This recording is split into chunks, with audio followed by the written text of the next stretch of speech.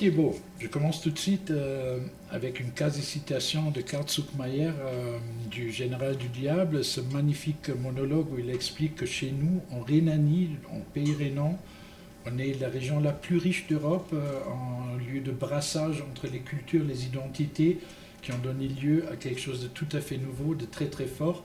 Qu'est-ce que c'est pour vous l'identité régionale? Par exemple, un maire, son territoire, c'est sa commune. Un président d'agglomération, ça va être son intercommunalité. Un président de département, ça va être un département, ainsi de suite. Ce qui est important, et là on touche au sujet de l'organisation territoriale, c'est à un moment donné la prise en compte des bassins. Bassin de vie, bassin de consommation, bassin d'emploi.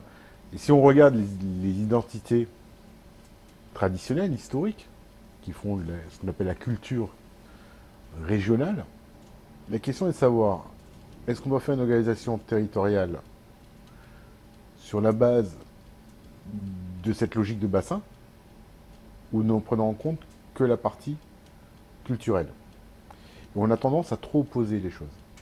Ce qui est important, c'est comment on valorise des bassins, comment on dynamise ces bassins, on leur permet de s'exprimer, tout en respectant les traditions et l'histoire qui sont là, et il ne faut pas les renier, elles sont là, et il ne faut pas les opposer.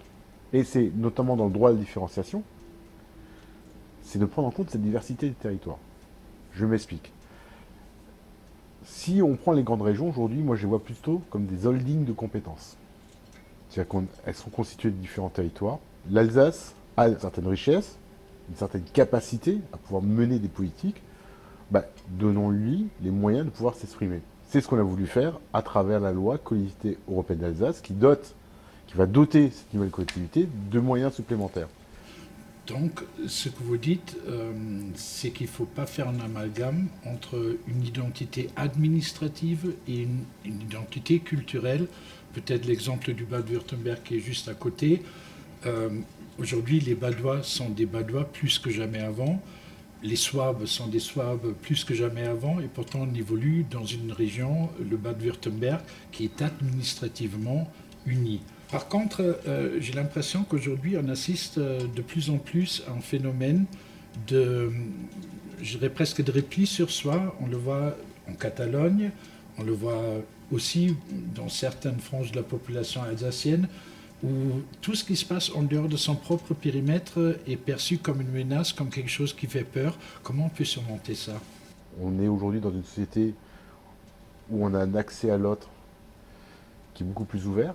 La mondialisation, c'est un fait, il ne faut pas le nier, on ne peut pas aller contre. C'est d'ailleurs très porté par une nouvelle génération. Aujourd'hui, je pense qu'il y a moins d'écart entre un jeune Français de 18 ans et un jeune Thaïlandais de 18 ans qu'entre un jeune Français de 18 ans et un Français de 70 ans.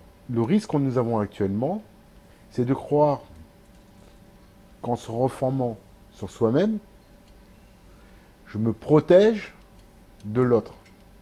C'est pas en restant figé que vous allez construire l'avenir. L'avenir est forcément vers l'autre. Je suis entièrement d'accord, surtout c'est un Français non né en Alsace et un Allemand non né en Alsace qui en discutent en bon alsacien. Merci beaucoup pour cet entretien.